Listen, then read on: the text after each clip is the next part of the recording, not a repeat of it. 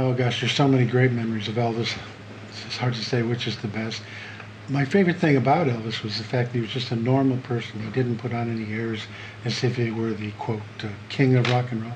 He was just a normal guy, and an incredible entertainer, the best entertainer I've ever seen, and maybe the best there's ever been. And the proof of the pudding is in the fact that here we are 35 years later, after his death, and he's still drawing huge crowds wherever they have Elvis festivals like this. For example, when I take people down to meet him in the dressing room before the show in Las Vegas, people, both men and women, would literally lose their voices. They're just in such awe. His presence was so striking. They couldn't talk. I seen men and women both start to tear up just being there with him. He just had a presence and a charisma, an aura about him that you just don't find in most people, or very few people ever. It came about by the fact that I was a family friend of Colonel Parker, who was Elvis's manager. Uh, our family knew him from the late 40s. So we knew he managed other people, Hank Snow, Eddie Arnold, and I can remember the Colonel being over for Sunday afternoon dinner when we were living in California. And after dinner, he would always light up a big cigar and tell us stories about show business. And one afternoon, he very casually mentioned, he said, I signed a new boy today, and I think he's going to be pretty big. He always said putty instead of pretty.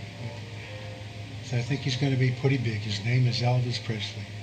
And we had 10 kids in my family, and they all said, Elvis, what kind of name is Elvis? We never heard of that before. So that was how we got our first introduction to him. And then years later, when I was a little older, my brother, Ron, who was in the Air Force studying photography and research and development, sent me a camera, an old Agfa Gabbard camera, and said, you ought to try taking pictures. It's really fun. And I tried it, and I liked it. So I enrolled in a class at the university, a beginning photography class. And as I said, the colonel was a longtime family friend, and he would talk to my mom and dad by phone all the time. And I guess my mother told him one day that I was taking pictures.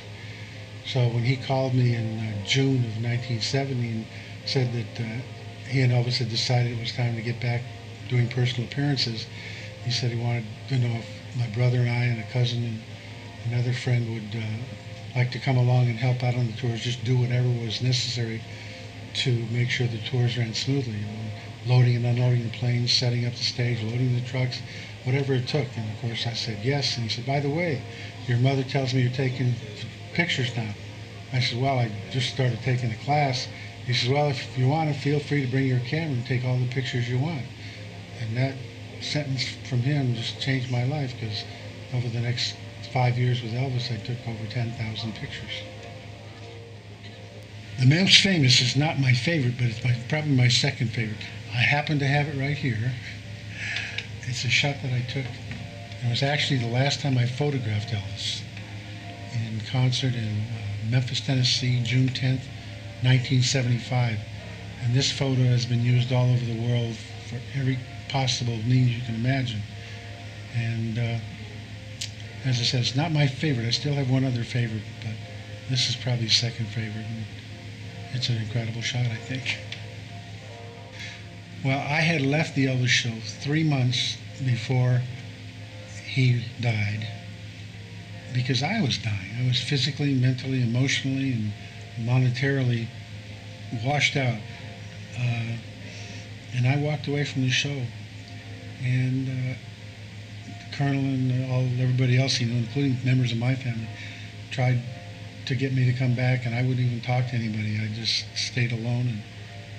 And a friend of mine that I trained to do a lot of my jobs on the tour, Ron Johnson was his name, called me the night before the next tour was coming up, and he said, I don't have a garage and I'm going to be gone for a few weeks. Can I park my car in your garage while I'm gone? Maybe you could give me a ride to the airport. We went out to dinner, and all through dinner he kept asking me, why I didn't want to come back. He said, just pack a bag and come along. And I said, no, I'm not going back on the road. We drove to the airport, and on the way, he was doing the same thing. Finally, I said, "Look, Ron, I'm never going back on the road." I said, "You've seen how Elvis has been the last couple of tours, and he just hasn't looked good." I said, "This is your only job, your only means of income. And you could get a call at any time and say Elvis is dead, and then what are you going to do for a living?" So he says, "Okay, I'll leave you alone." So I drove him to Santa Monica Airport, talked to the few fans, not fans, but a few show members who were there flying to Memphis that night and staying overnight, and then picking up two of Elvis's Memphis Mafia guys to go on to Portland, Maine. I went home and went to bed. Next morning, about 9:30, my telephone rang. I picked it up, and it was Ron Johnson's voice. And he said, "How did you know?" And I said, "Ron, how did I know what?" He said, "Elvis is dead." And to this day, he insists I foretold his death.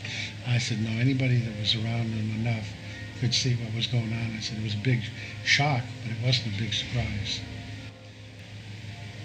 Well, probably the main thing is the fact that you're around Elvis fans.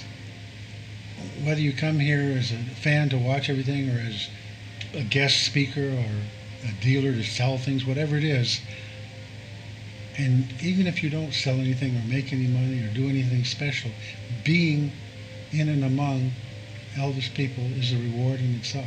It's a happy time. They're good people.